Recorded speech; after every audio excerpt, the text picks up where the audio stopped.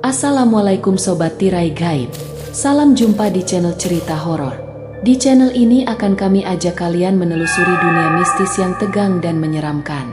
Silahkan subscribe, like, komen, dan share, serta nyalakan tombol notifikasinya, supaya kalian tidak ketinggalan cerita terbaru dari channel kami.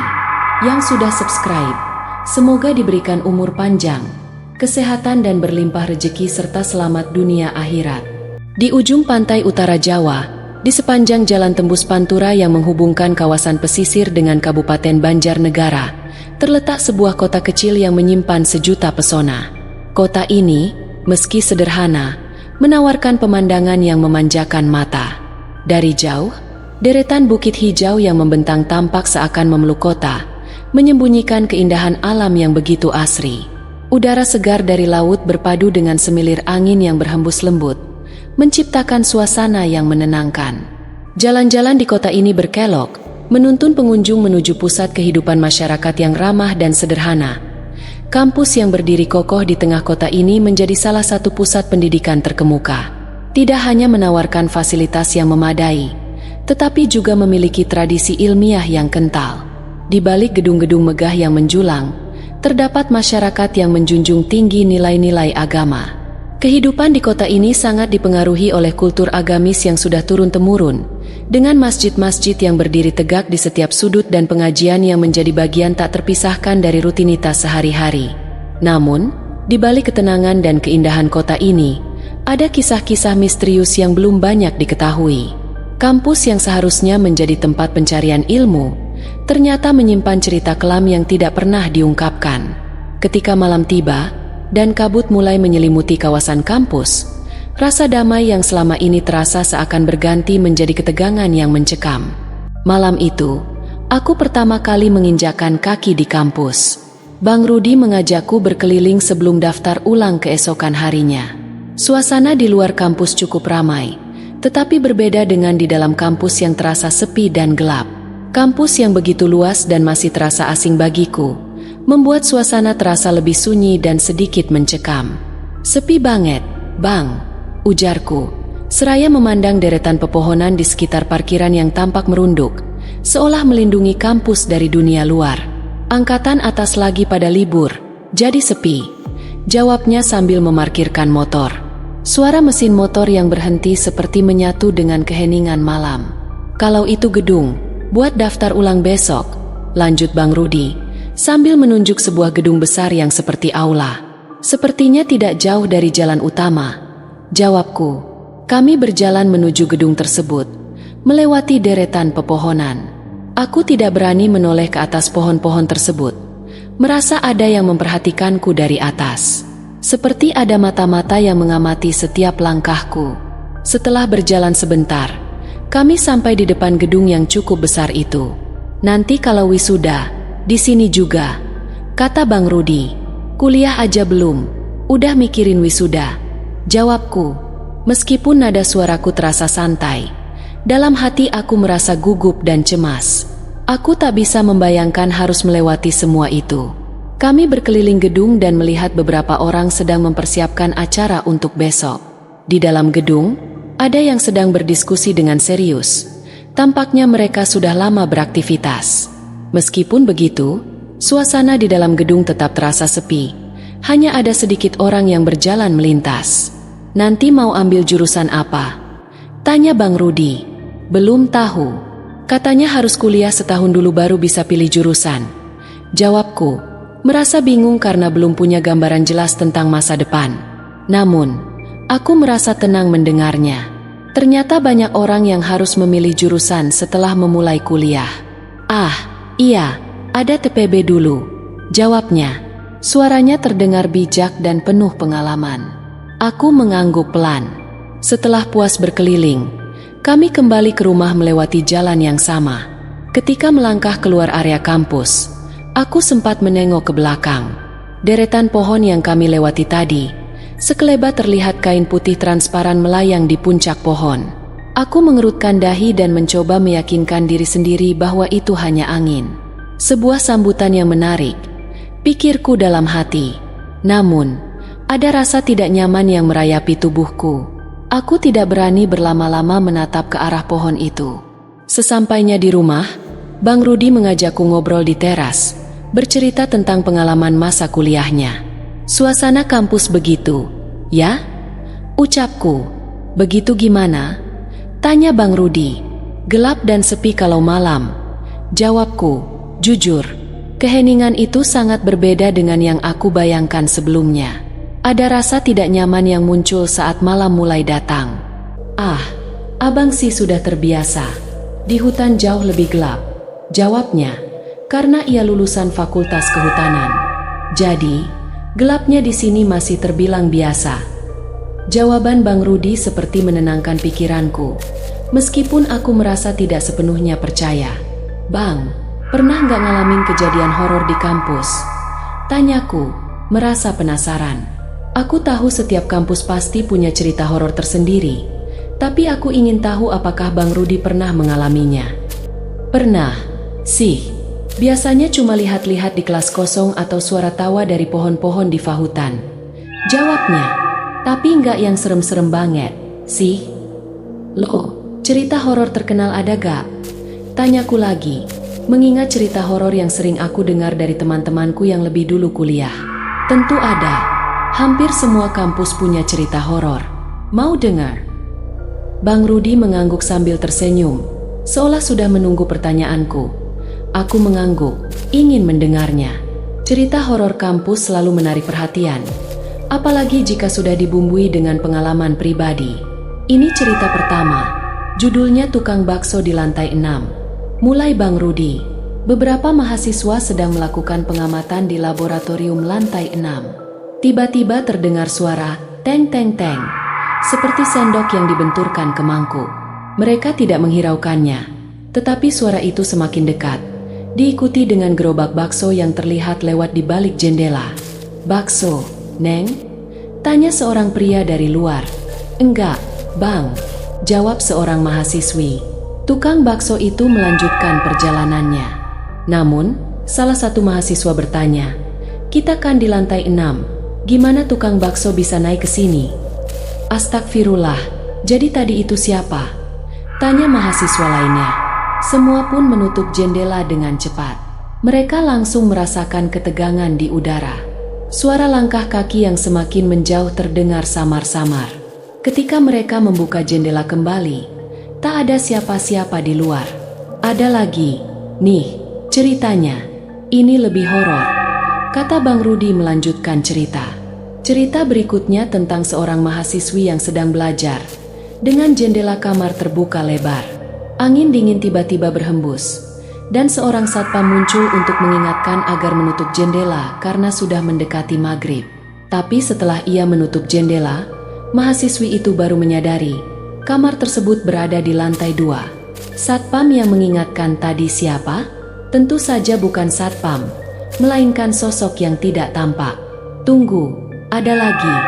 Tanyaku. Bang Rudi tertawa dan melanjutkan cerita dari asrama putri.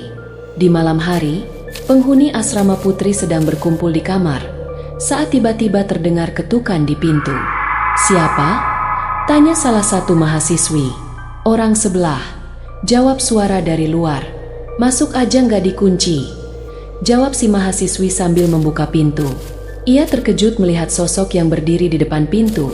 Seorang wanita dengan tubuh hanya setengah, alias potong. Aku merinding mendengar cerita ini. Beneran? Orang yang tubuhnya hanya setengah itu? Tanyaku. Yap, itu cerita yang terkenal, jawab Bang Rudi, sambil melanjutkan dengan cerita lainnya, tentang hantu yang mengganggu satpam di pos satpam dekat Fakultas MIPA. Keesokan paginya, aku bersama ibu berangkat ke kampus untuk daftar ulang. Sesampainya di kampus, aku langsung masuk aula dan melaksanakan tes administrasi dan medical check-up. Setelah semua selesai, ibu pergi dengan ojek, dan aku dibawa ke asrama putra. Sampai di asrama, aku langsung menuju kamar dan bertemu dengan teman sekamar yang berasal dari berbagai daerah. Kami berkenalan dan berbincang-bincang sambil makan malam bersama di kantin. Pagi harinya, aku berjalan keliling asrama C. Saat melewati 2 pohon kersen besar yang berada di depan kamarku, aku merasakan hawa yang aneh. seperti ada yang mengamatiku. Tiba-tiba angin dingin berhembus, membuat bulu kuduku meremang. Aku melanjutkan perjalanan, melihat hutan gelap di luar pagar asrama. Sekelebat, aku melihat seseorang berdiri di antara pepohonan. Aku segera berjalan kembali ke depan asrama. Malam harinya, beberapa teman mengajakku untuk uji nyali, berkeliling asrama mencari hantu. Namun, kami tidak menemukan apa-apa. Mereka bercerita, beberapa penghuni asrama melihat sosok wanita dengan rambut panjang dan baju putih, duduk di kantin. Kabar itu menyebar dan menambah rasa takut di asrama. Semakin malam, semakin banyak kejadian aneh yang terjadi. Aku mulai merasa, malam-malam di asrama ini akan penuh dengan kejutan horor yang tak terduga. Beberapa hari kemudian, aku dan teman-teman mulai merasa semakin terbiasa dengan kehidupan di asrama. Namun, tetap saja ada rasa cemas yang mengintai setiap kali malam tiba. Kadang, saat lewat di lorong yang sepi, aku merasa ada mata yang mengawasi dari ujung lorong. Ada perasaan bahwa ada sesuatu yang berjalan di belakang, meski aku tidak pernah melihatnya. Cerita-cerita horor itu terus berkembang di kalangan penghuni asrama, tak hanya di kalangan mahasiswa baru. Setiap orang yang bercerita selalu memiliki pengalaman yang hampir mirip. Tidak ada yang bisa memastikan apakah itu benar-benar kejadian supranatural atau hanya halusinasi. Tetapi satu hal yang pasti, semua orang di sini merasa ada sesuatu yang tidak terlihat.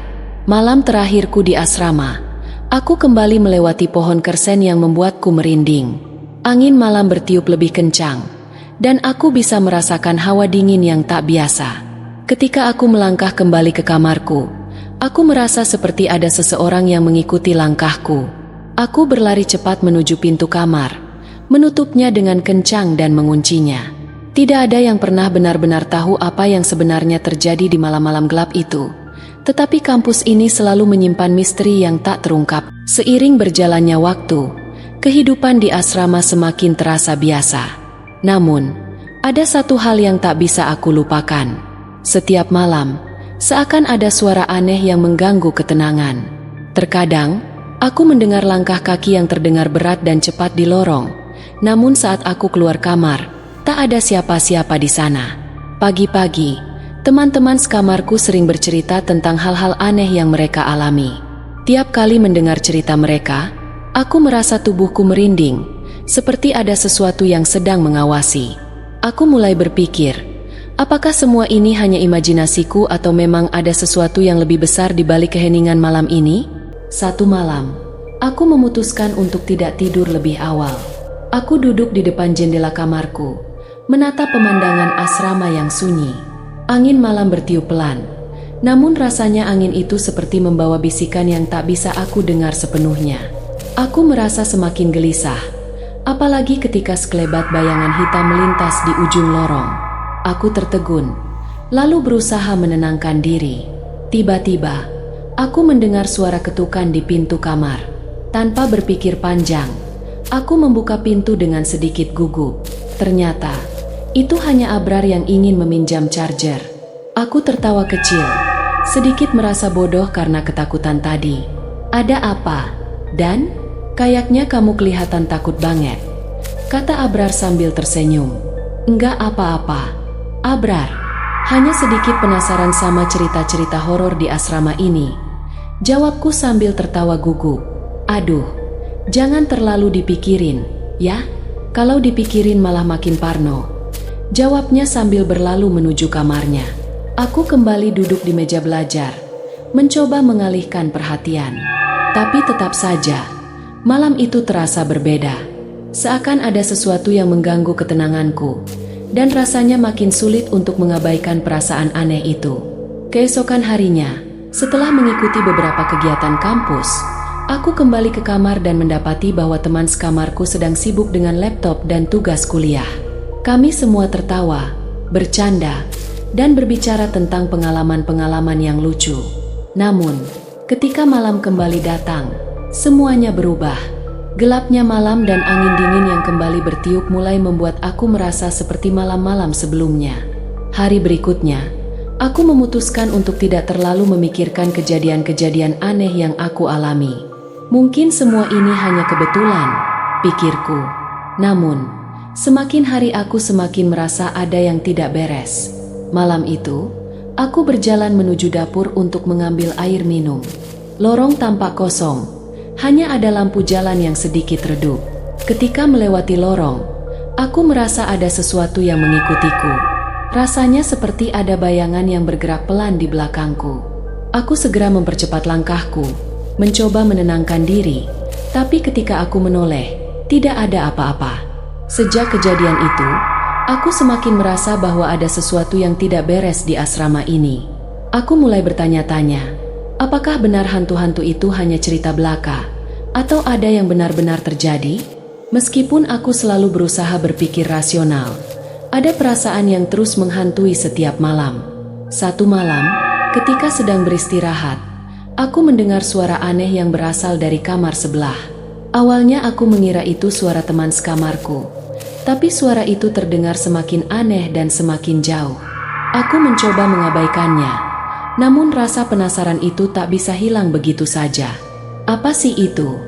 Gumamku dalam hati. Aku memutuskan untuk memeriksa keluar kamar. Namun begitu pintu kamar terbuka, semuanya terasa sepi dan sunyi. Tidak ada suara lagi. Keanehan-keanehan yang terjadi semakin sering. Dari suara-suara aneh di lorong hingga bisikan yang terdengar seperti dari dalam dinding. Teman-teman di asrama mulai bercerita lagi tentang pengalaman mereka, yang semakin menambah ketegangan. Suatu malam, aku duduk bersama teman-teman sekamar, mendengarkan cerita seram yang mereka ceritakan. Salah satu dari mereka, Jamil, bercerita tentang pengalaman mistis yang dia alami di luar kampus. Suatu malam aku berjalan pulang sendirian. Tiba-tiba di ujung jalan, ada sosok wanita berpakaian putih muncul. Aku lihat jelas, dia berdiri di sana menatapku, tapi tidak ada suara sama sekali. Ceritanya dengan ekspresi serius. Terus, tanyaku, penasaran. Ya, aku langsung kabur. Tapi anehnya, aku merasa wanita itu berjalan mengikuti aku. Rasanya aneh banget, dan cerita Jamil membuat aku semakin berpikir, apakah benar ada makhluk halus yang tinggal di sekitar kampus ini? Semakin malam, semakin banyak cerita yang beredar tentang kejadian-kejadian misterius yang melibatkan makhluk tak terlihat. Beberapa minggu berlalu, aku masih berusaha beradaptasi dengan kehidupan di asrama. Meskipun begitu, aku mulai merasakan sesuatu yang semakin mendalam. Semua cerita yang pernah aku dengar, semua kejadian yang terjadi di malam hari, terasa lebih nyata. Aku pun mulai berhati-hati, menghindari beberapa tempat yang katanya angker di asrama ini, terutama di sekitar lorong yang jauh dari kamar. Suatu malam, aku kembali berjalan melewati lorong yang sepi itu. Aku merasa seakan ada sesuatu yang mengikutiku, dan saat aku menoleh, tidak ada apa-apa. Namun, tiba-tiba aku merasa tubuhku sangat kaku dan tidak bisa bergerak. Ada suara yang pelan, namun jelas terdengar, seperti bisikan yang berasal dari belakang. Tutup pintu kamar, Dek. Bisikan itu terdengar sangat dekat, membuat bulu kuduku merinding. Aku berlari dengan cepat ke kamar dan mengunci pintu dengan kencang. Hawa dingin yang tadi menyentuh leherku kini terasa semakin berat. Seperti ada sesuatu yang mengintai dari balik kamar. Keesokan harinya, aku kembali mencoba untuk berpikir rasional, tetapi kenangan tentang malam itu terus menghantuiku. Aku merasa bahwa kampus ini menyimpan banyak rahasia yang belum terungkap. Mungkin ada lebih banyak cerita yang belum aku dengar. Namun, satu hal yang pasti, malam-malam di sini tidak pernah sama lagi setelah aku mendengar suara itu. Sejak saat itu, aku memutuskan untuk lebih waspada.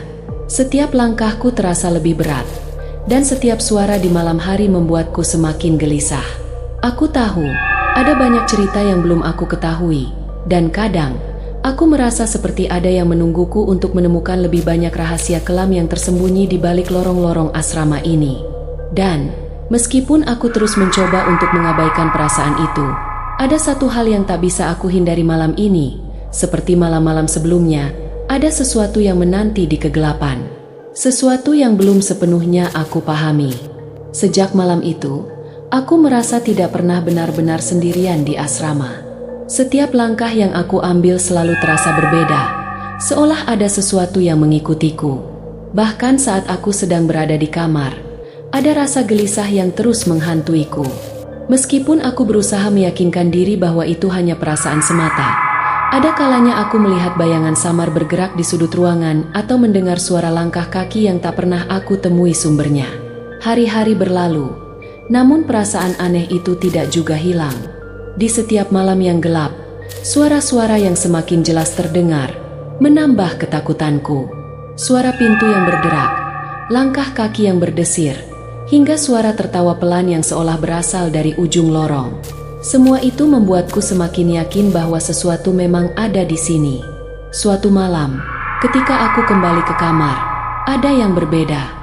Pintu kamar yang biasanya tertutup rapat, kini terbuka sedikit. Aku mengintip melalui celah pintu yang terbuka itu. Di dalam, semua teman sekamarku tampak terlelap. Hanya ada aku yang masih terjaga, berusaha menguatkan diri. Ketika aku hendak menutup pintu, sesuatu yang tak terduga terjadi. Aku melihat sebuah sosok wanita berambut panjang, mengenakan gaun putih yang lusuh, berdiri di sudut ruangan. Matanya menatap tajam ke arahku. Aku terperanjat, tak bisa bergerak, seperti terhipnotis oleh pandangan kosongnya. Hanya ada hening yang mengisi udara, dan aku bisa merasakan hawa dingin yang semakin menggigit. Sosok itu perlahan mendekat, namun tubuhku terasa kaku. Aku hanya bisa memandangi sosok itu tanpa bisa bergerak.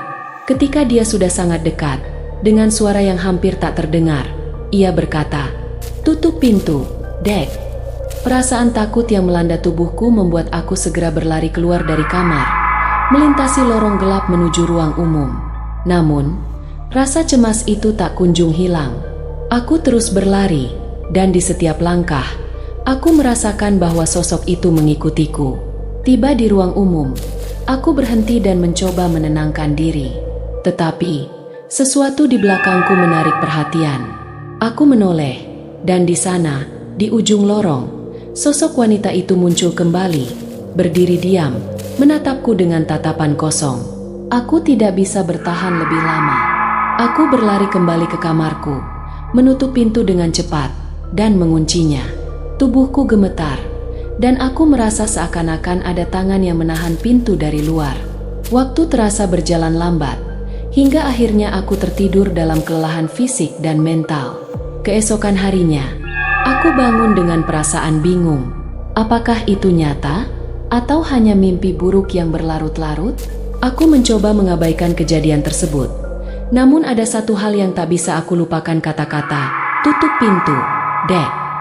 Hari-hari selanjutnya, aku mulai lebih berhati-hati dengan segala sesuatu di sekitar asrama. Meskipun aku tidak lagi melihat sosok itu, perasaan aneh yang selalu mengikutiku tak pernah hilang. Semua teman sekamarku mulai merasakan hal yang sama.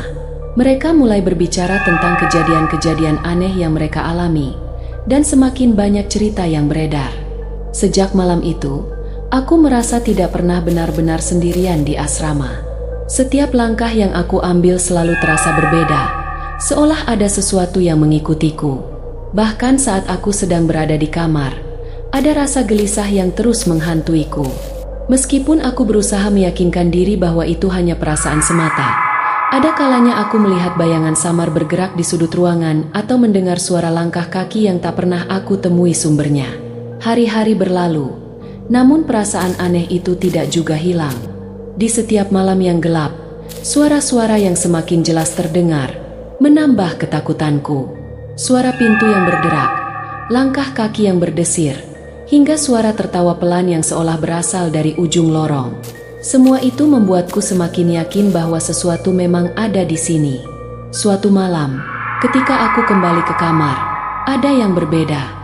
Pintu kamar yang biasanya tertutup rapat, kini terbuka sedikit. Aku mengintip melalui celah pintu yang terbuka itu. Di dalam, semua teman sekamarku tampak terlelap. Hanya ada aku yang masih terjaga, berusaha menguatkan diri. Ketika aku hendak menutup pintu, sesuatu yang tak terduga terjadi. Aku melihat sebuah sosok wanita berambut panjang, mengenakan gaun putih yang lusuh, berdiri di sudut ruangan. Matanya menatap tajam ke arahku. Aku terperanjat, tak bisa bergerak, seperti terhipnotis oleh pandangan kosongnya. Hanya ada hening yang mengisi udara, dan aku bisa merasakan hawa dingin yang semakin menggigit. Sosok itu perlahan mendekat, namun tubuhku terasa kaku. Aku hanya bisa memandangi sosok itu tanpa bisa bergerak. Ketika dia sudah sangat dekat, dengan suara yang hampir tak terdengar, ia berkata, "Tutup pintu, Dek." Perasaan takut yang melanda tubuhku membuat aku segera berlari keluar dari kamar, melintasi lorong gelap menuju ruang umum.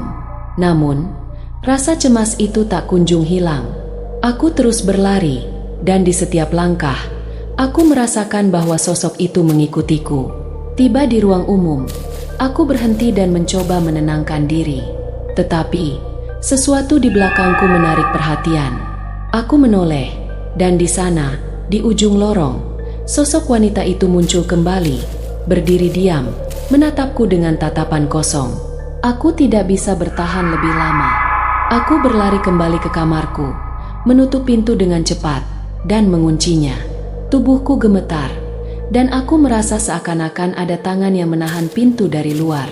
Waktu terasa berjalan lambat, hingga akhirnya aku tertidur dalam kelelahan fisik dan mental. Keesokan harinya, aku bangun dengan perasaan bingung. Apakah itu nyata? Atau hanya mimpi buruk yang berlarut-larut? Aku mencoba mengabaikan kejadian tersebut. Namun ada satu hal yang tak bisa aku lupakan, kata-kata, "Tutup pintu, Dek." Hari-hari selanjutnya, aku mulai lebih berhati-hati dengan segala sesuatu di sekitar asrama. Meskipun aku tidak lagi melihat sosok itu, perasaan aneh yang selalu mengikutiku tak pernah hilang. Semua teman sekamarku mulai merasakan hal yang sama. Mereka mulai berbicara tentang kejadian-kejadian aneh yang mereka alami, dan semakin banyak cerita yang beredar. Terima kasih Sobat Tirai Gaib. Jangan lupa subscribe, like, komen dan share, serta nyalakan tombol notifikasinya, supaya kalian tidak ketinggalan cerita terbaru dari channel kami.